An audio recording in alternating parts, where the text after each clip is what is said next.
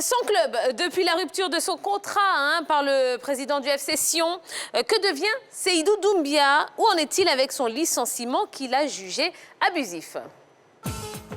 Mars 2020, Seydou Doumbia et 9 de ses coéquipiers sont limogés du FC Sion en pleine crise sanitaire pour avoir, dit-on, refusé une baisse de salaire. Dans un récent entretien qu'il a accordé au magazine français SoFoot, l'attaquant ivoirien a fait le point. L'international ivoirien révèle que le président du club suisse, Christian Constantin, a envoyé des messages WhatsApp aux joueurs pour leur faire part de sa décision de les mettre en chômage partiel. Alors que lui et certains coéquipiers voulaient simplement rencontrer le dirigeant pour en savoir plus sur les modalités, ce dernier leur aurait fait du chantage en indiquant la porte de sortie à tous ceux qui refuseraient sa proposition. Selon Doumbia, certains de ses coéquipiers se sont ravisés de peur de perdre leur emploi. Pour lui, pas question, mais c'était pas une affaire d'argent. D'ailleurs, allons croire, il était même prêt à reverser son salaire à des malades et désœuvrés dans la ville qu'il n'a pas rejoint le FC Sion pour de l'argent, mais qu'il n'a simplement pas apprécié la façon. Face à l'attitude du président de Sion, l'ancien joueur du CSKA Moscou a annoncé avoir attaqué le FC Sion en justice, à l'instar de Yohan Djourou. Pour lui, il s'agit de montrer au président que ça ne se passe pas comme ça, qu'il faut respecter les gens. Toujours libre à 32 ans, le vainqueur de la CAN 2015 veut poursuivre sa carrière.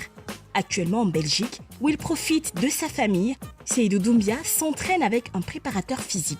Après avoir refusé la proposition de Dunkerque, club de Ligue 2 française, l'Ivoirien est toujours en attente d'une offre qui lui convient. Seydou Doumbia donc, et le FC Sion qui se donne rendez-vous donc au tribunal. Est-ce qu'il fait bien, honnêtement, Seydou Doumbia, de saisir la justice? Non, il est dans son droit. Je pense que sur le feuilleton, il a commencé au mois de mars à l'époque de la pandémie. Le club avait proposé un chômage partiel avec une réduction de salaire pour l'effectif. 9 joueurs avaient refusé. Ils ont été licenciés. Bon, là, il est dans son droit. Il estime qu'il y a un licenciement abusif de la part du club. Et il dénonce surtout l'attitude du président du club sur cette affaire, Christian Constantin, qui a annoncé la nouvelle aux joueurs par WhatsApp. Je dis qui a utilisé un canal mais assez bizarre pour annoncer une information aussi grave qui est licenciement et chômage partiel. Donc les joueurs, il n'a pas aimé. Il estime qu'il y a un problème. À l'époque, ils avaient souhaité rencontrer les dirigeants pour parler, pour avoir plus d'explications. Ça n'a pas été fait. Donc, je dis, il est dans sa logique. Est-ce qu'il a raison? Est-ce que c'est une bonne action? Bon, ça, c'est un autre débat. Mais en tout cas, il est en plein droit d'attaquer le club en justice. Il n'est pas le seul d'ailleurs. Parce qu'il y a Yohan Djourou également qui a esté le club en justice. D'accord. Yellow? Effectivement, il est dans son plein droit. Alors, qu'est-ce que c'est qu'un licenciement abusif? Est considéré comme abusif tout licenciement contraire à la loi et qui ne se base pas sur des motifs valables, aptitude ou conduite du salarié, nécessité de fonctionnement d'entreprise. Le salarié qui s'estime lésé est en mesure d'attaquer en justice son employeur devant le tribunal du travail. Alors, que dit le droit du travail? L'employeur doit veiller à respecter scrupuleusement les formalités de procédure et à bien motiver sa décision lorsqu'il souhaite rompre un contrat. Il existe 4 grands types de licenciement: la convocation, l'entretien préalable, la lettre de licenciement et le préavis et fin de contrat. Sur ces 4 procédures, rien n'a été respecté par le président du FC Sion. Donc, Seydou Doumbia est dans ses droits de partir à la justice. Mais quand même, il avait... Tous les droits que vous avez lus, excusez-moi, tous les droits que vous avez lus, ce sont les droits suisses. Oui. D'accord. Oui. Donc, du pays... Du pays suisse. Voilà. D'accord. Mais je dis quand même, à l'époque, il y avait un contexte assez particulier, quand même. Il y avait un cas de force majeure qui était la Covid. Et sur cette période-là, la plupart des clubs avaient négocié avec les joueurs pour qu'il y ait des réductions de salaire. Tous les clubs, naturellement, mais pas les licenciements. Bon, là, c'est un licenciement, mais je dis, il y avait une situation défavorable qui était là. Le club avait estimé qu'il n'avait plus d'argent. Toutes les entrées financières étaient complètement atteints et touchés par rapport à la Covid, ce qui était d'ailleurs le cas pour la plupart des grands clubs européens. Donc certainement qu'il y avait une situation qui prévalait, mais seulement l'erreur du club, c'est qu'ils n'ont pas rencontré les joueurs pour échanger, pour discuter, Donc, il n'y a pour pas eu trouver la une solution. procédure. Alors, aujourd'hui, Seydou Doumbia est sans club, mais pourtant, il refuse des propositions. Est-ce que vous comprenez qu'il fasse preuve d'exigence? Mais oui, c'est un joueur d'une certaine valeur. Il a quand même un bon pédigré. Il est champion d'Afrique, il a joué la Ligue des Champions, il a joué dans de grands clubs, il a joué dans de grands championnats. S'il doit s'engager à 32 ans pour un projet, c'est un projet qui doit lui permettre tout simplement d'assurer ses arrières. Il est plus vers la fin de sa carrière que la position d'un joueur qui est en train de monter en puissance. Donc j'estime simplement qu'il ne peut pas dire oui à toutes les propositions qui vont lui tomber dessus. On a le même cas que Yaya Touré également. Voilà, ce sont des garçons qui ont du vécu et qui estiment qu'un joueur, je ne vais pas tout simplement faire une comparaison un peu raciale, mais un joueur occidental dans leur position pourrait avoir des contrats bien meilleurs que ceux qui leur sont proposés. Donc là, pour l'instant, il est concentré sur le règlement de son litige avec le FC Sion. Et si une offre doit véritablement parvenir sur sa table pour qu'il puisse l'accepter, il faut qu'elle lui convienne normalement. Parce que là, c'est de son corps qu'il va faire usage. Si l'offre ne lui permet pas tout simplement de pouvoir être à l'aise lorsqu'il va pratiquer sa profession, ben, ce n'est pas la peine qu'il Il avait notamment refusé l'offre de Dunkerque en Ligue 2 française. Il avait dit que ça ne l'intéressait pas vraiment. Bien sûr, ça ne l'intéresse pas parce que, comme l'a dit Jean-Philippe, c'est un grand joueur. Même si aujourd'hui, il s'est retrouvé en Suisse et puis avec tous ces problèmes-là, c'est un grand joueur. Il a été champion d'Afrique, il est passé par pas mal, il a une bonne expérience.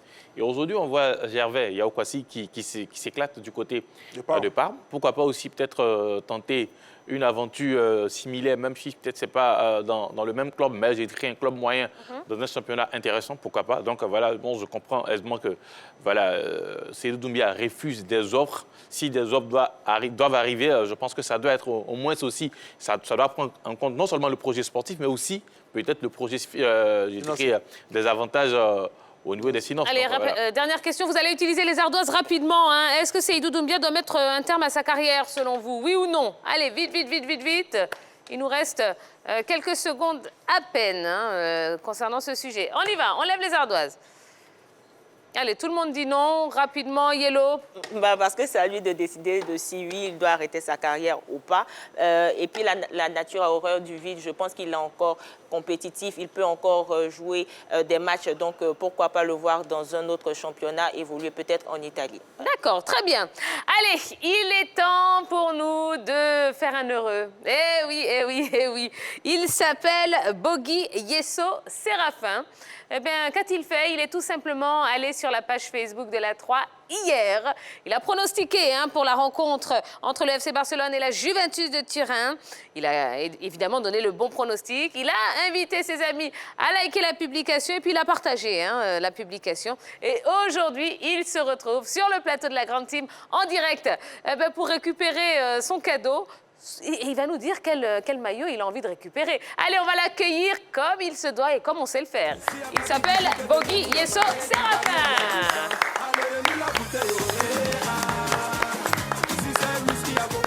Bonsoir Séraphin. Comment allez-vous?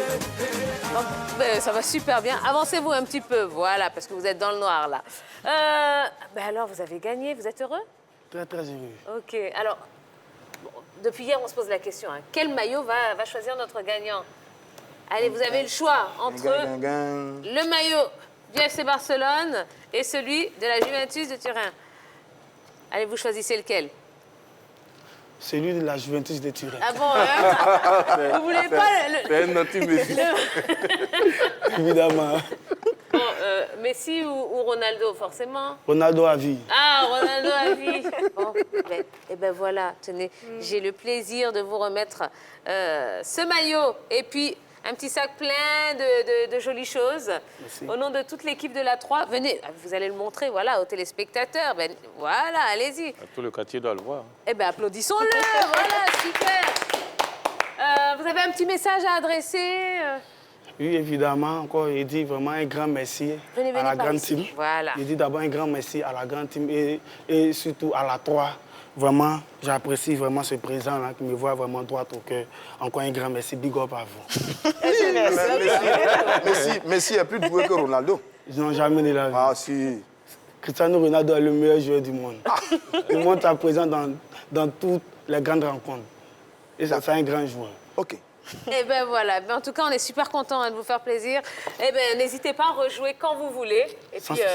dévaliser nos stocks de maillots et autres. Merci D'accord? bien, merci bien. Allez, on va marquer la première pause de la soirée. Yellow, vous allez céder votre place à notre invité de ce soir. On reçoit un champion paralympique. Il s'appelle Koné Oumar. C'est l'homme le plus titré du monde de tous les temps. Et il est ivoirien. C'est une belle fierté pour nous. Et puis, vous aurez l'occasion de lui poser un maximum de questions. Ce numéro de téléphone qui est à votre disposition, c'est le 21 59 93 99. Ne bougez pas. On revient juste après ceci.